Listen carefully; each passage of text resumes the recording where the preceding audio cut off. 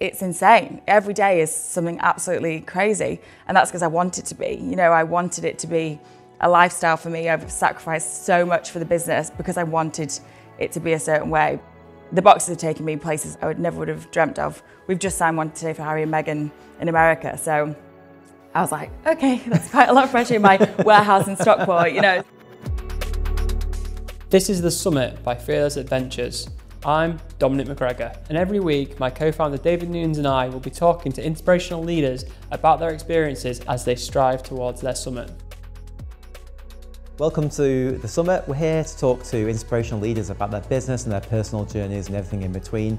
Today we're here with Steph, who founded Go PR, which is a preeminent PR company based in the UK. Her journey through that is very inspirational, which we'll hear today, and her latest venture, Zoombox.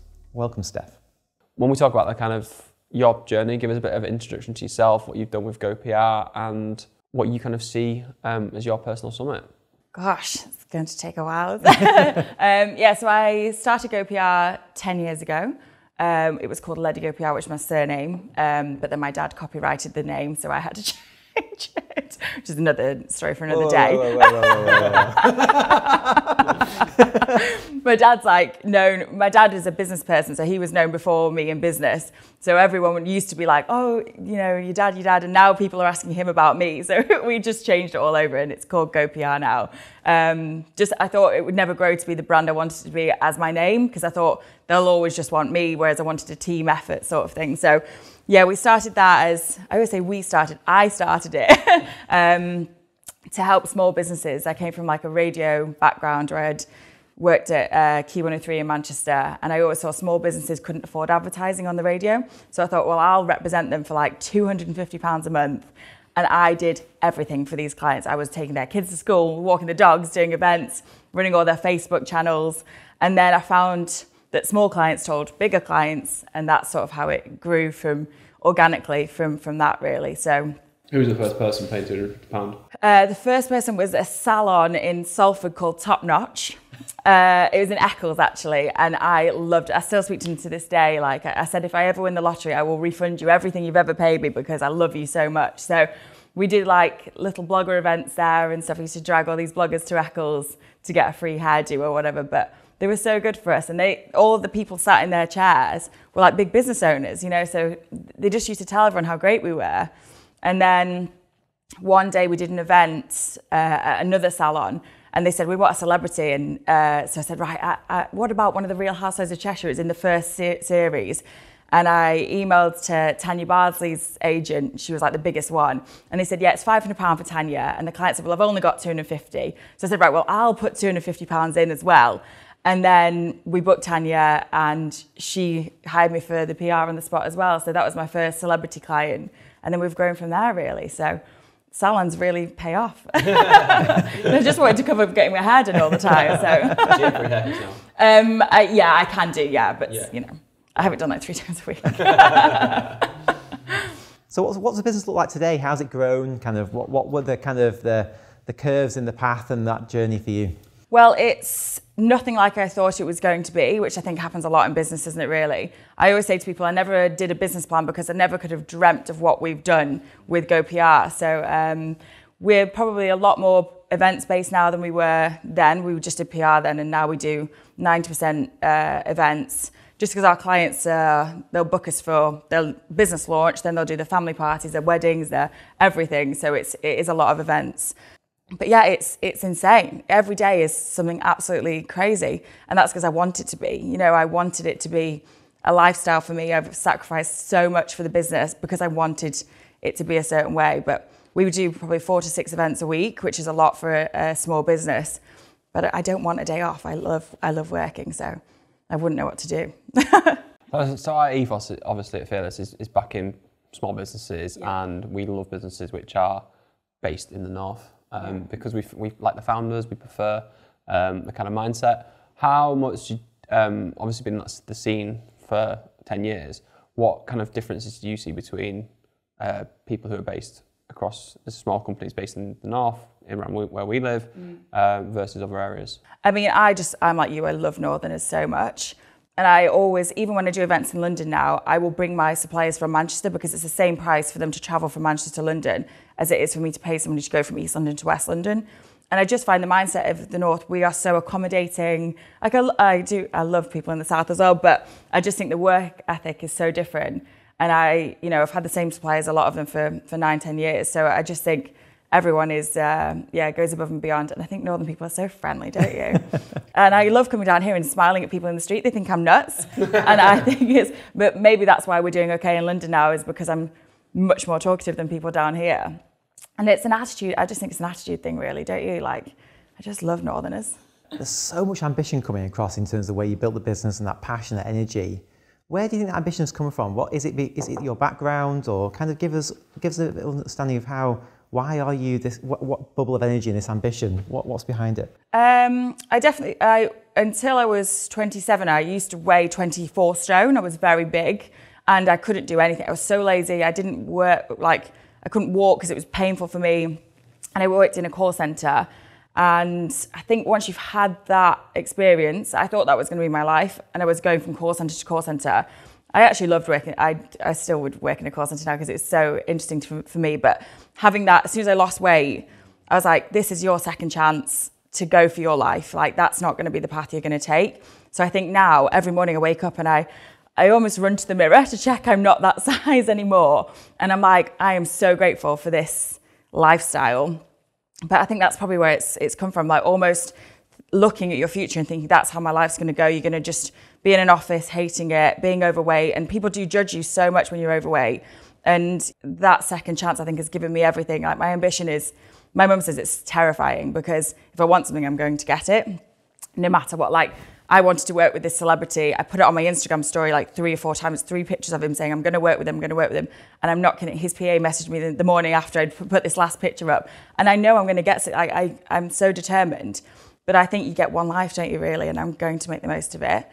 But I also think business is great. Everyone who calls me for work, I'm like, oh my God, thank you so much. Like, still now, even if they're paying me £50, I don't care. I'm so excited. So yeah, I think when you almost, and especially with even the pandemic, I thought I was going to lose my business. And again, that reignited this fire in me, because I was like, oh God, you're going to have to get married to someone and to be normal, like I'm going to have to do all this. And then I was like, absolutely not. And that's when I started the second business in the pandemic. So yeah, I am really ambitious, and I don't think there's like a ceiling on that, really. Amazing. What is the second business? Talk to us about that. Gosh, so in the pandemic, it was my friend Liz's birthday, and we'd planned to do a 40th for her, and she'd never had a party. She was so excited about this party. And then I was like, obviously we can't do the party, but I made her like a hamper with all her favourite things in it. And we left it like on the street outside my house because we weren't allowed to see each other. And she was so happy with this hamper. Like, she was crying, she was so excited, that I thought, right, well, maybe celebrations shouldn't be cancelled. So we started this company called Zoombox, which I'm still not sure if I'm allowed to use the word Zoom, but I'm using it, I don't care. And I got all my team, and I was like, I know you're on furlough, I'm going to take you off furlough, I want us to do this box business. So we ordered the boxes, they arrived the next day, and Zoombox was born. So it was like, get well soon boxes, I miss you, birthday. And then that's grown to like its own entity now. We do massive, massive corporate boxes, and it's amazing. But for my team to be like really excited by something, I was like, oh, this is so good. So now we've got a separate Zoombox team and a GoPR team. But the boxes have taken me places I never would have dreamt of. We've just signed one today for Harry and Meghan in America. So I was like, okay, that's quite a lot of pressure in my warehouse in Stockport, So I said to the team, make these bloody good. But yeah, it's a good business. I love it. It's really good. What inspired you to kind of start off the journey? You sat there, you've gone through this incredible transformation. Life is now in front of you again. Where's the aim then? Where's the goal? What was the goal? Or is it a case of every day, step by step? I have financial goals, but they're not really important to me. They're just to, so I can do a news article saying I've hit a certain milestone or whatever. But yeah, it does change every single day. Like, every time I do something, I'm like, right, next time we do better. Or I always think if you set goals and then, it limits yourself, really. Like, and I just think everything's limitless because I want to achieve so much, But then, I go through the argument where, do I want a massive team and grow it to be this huge entity that I'm not as involved in anymore? Or do I want to keep it quite small so that I'm at every single event, which I love doing? So I go through phases, really, but I never have time to sit down and think about the future too much, which is probably quite good. I get scared. Like on a Sunday, I think your business is going to fail this week, so you're going to do something. And I'm so structured in even my social media and everything. I don't put stuff on there that I think is going to damage my brand. So there is still days when I think, I don't know that you can achieve everything that you want to, but I just think anything's possible, really, don't you? Well, you do. I think we all do, yeah.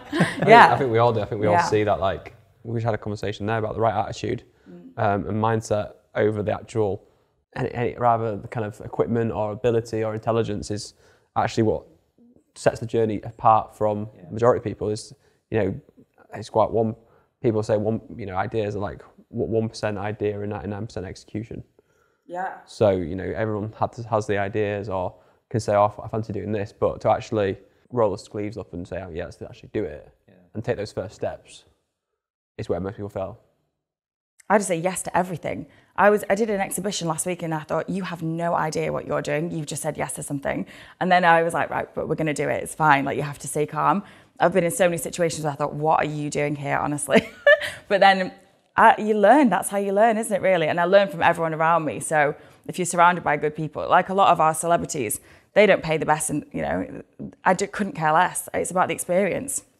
And I think I'm so lucky to be around those people. And that's how you learn, isn't it?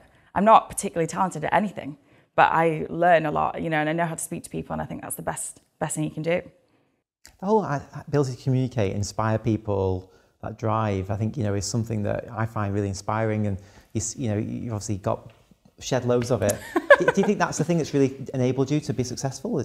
Yeah, I think so. And, we meet people now for job interviews and I'm like, you don't know how to hold a conversation.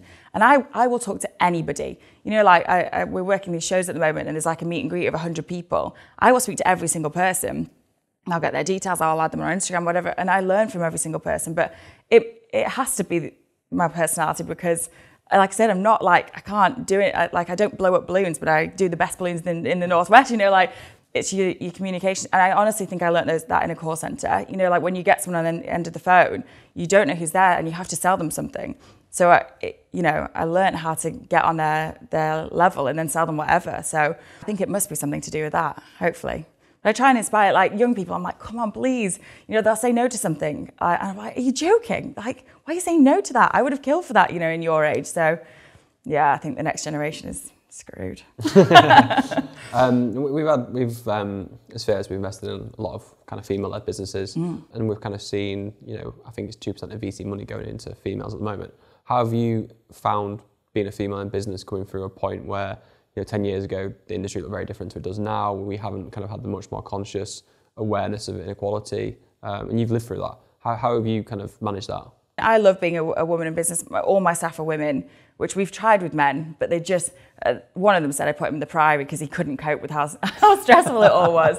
I don't think that's true. But, I just find women so ambitious, especially like I look at women with kids and I think, wow, like, how are you doing this, But I've never really struggled as a woman in business because I'm quite a strong person.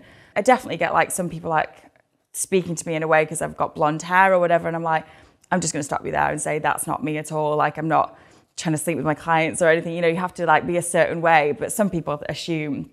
But yeah, I've not really struggled with it. But I do try and support women in business as much as I can because I just think they're so inspirational, and a lot of women do face, problems in the industry. Working with men is you just have to be ballsy, don't you, really? And I find the male-female way of working so different. But I've really struggled asking for money for things. Like, this is my worth, this is what you should pay me. Whereas I think men are just like, yeah, it's this price. It's really different that way. I'm still trying to learn how to do that because I'm just like, just give me whatever, it's fine, I don't mind. But I think, yeah, I learn from men definitely. But I love being a woman in business. I think it's great. So I'm very lucky. Do you think women have to sort of over-inject to try and catch up, or is that fair?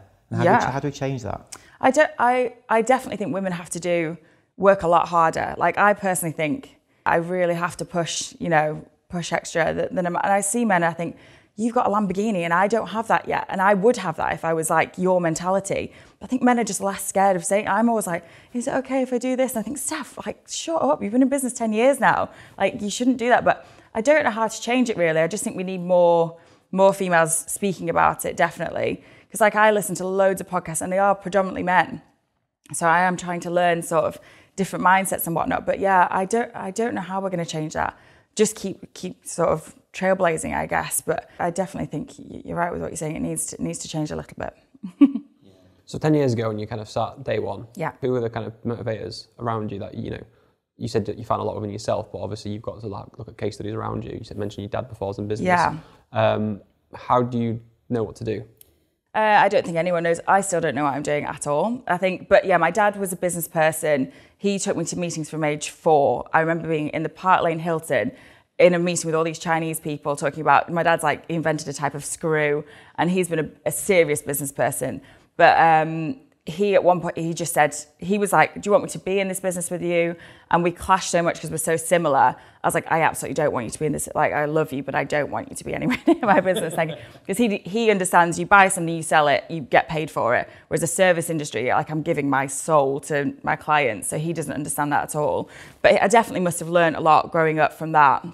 My inspirations were always just, I just don't know, because I don't remember starting the business. Just remember making a logo one day and being like, right, we're going to go for it. And then I remember my accountant ringing me and being like, do you know you have to pay tax? And I was like, what? I was like, I thought I just got paid for stuff. And then I just had a lovely life. So he was like, this is a disaster. I think I had like 60 grand or something, and I had like 5 in the account. So I learned a lot of that really quickly, because I was just, oh yeah, I get to do parties and stuff, have a great life. But now I'm so across the business side as well, because that is just, I hate the business side of it. I love doing my job. I don't like anything, formal, which my PA quit in January because she said I was just a nightmare. Because she said I didn't want to talk about the VAT, but why would I want to talk about VAT? I want to talk about parties, So I'm trying to learn all that. But so I don't remember starting it, but it's just been something that I think it's always been in me. Like, I think this is what I'm meant to do. So when I was working at the radio, I always thought you need to do your own sort of thing, really. And it was never... Once I'd sorted my mind out, I was like, you can't work. I'm unemployable. You couldn't employ me. So I knew how owning businesses was going to be. And I still want more businesses. Like, that's on the cards, definitely. I have one more, but it's not ready yet. So it'll be soon. So what's been your summit? It's a really good question. And I think a lot of people struggle with the answer with this one. My summit, I worked last year for Priyanka Chopra, who is an actress, and Nick Jonas, who were 2 very famous people. That was definitely a summit moment. When we sent a Zoom box to Michelle Obama, that was a really big moment for me. But there's been so many, like, for me, whenever I'm doing like a family party and the kids are so happy, and you see that moment where they're taking like a family picture and they're so happy because of what you've done, that to me is like a summit, really. Like, I think you've done that, and I get goosebumps like even thinking about it. But that to me is so amazing. My summit is never going to be anything financial, because I don't care about money at all. Like, I think it's wonderful to have it, but it's all about how I feel. And I think maybe that's because I felt so bad for so long growing up, that now I'm like, if you enjoy what you're doing, then we're already won the lottery, sort of thing. So, but my summit will keep changing all the time. I'll want something else tomorrow. I just wake up one morning, like I'll see someone on a TV show and think, I want to work with them, and I'll do whatever it takes to work with them. And I think, you've hit that one. Well done. Who's next? What advice would you give to young girls that want to get into business? For young girls, I would say, just say yes to absolutely everything. And I always say that's what, and 99% of people won't do it. So I always think that just is a quick way to weed out who's got it and who hasn't. I'd say don't get distracted with boys, because I've done that in the past and it doesn't work out so well. I just think say yes to absolutely everything. And who you have around you is the most important thing. I've got friends who are so negative, and if I'm with them for 2 days, I am that person. I take that energy straight away. So pick the people around you so cleverly. Like, even my mum, I'm like, you can't speak to me today because you think I should go and work in Tesco because you're worried about me. So I'm like, that's so important to me. But pick your people. Who inspires you today? I'm inspired by, female leaders usually. Like, I love like Jacqueline Gold, who runs Ann Summers. Like, I love her. I messaged her after I saw her at the theatre, and I said, can I do an event for you? And she said, yeah, just set up a meeting next week. So everyone says yes. So anyone like female leaders. I'm just really inspired by people around me. Like I said, like anyone with kids who can hold down a business. I'm like, how do you do that? And I think if they're doing that, you can work twice as hard because you haven't got kids. Seeing anyone run a business is just incredible, isn't it? Thank you for joining us today and hearing about Steph's journey. I hope that what you've heard today inspires you on your next adventure.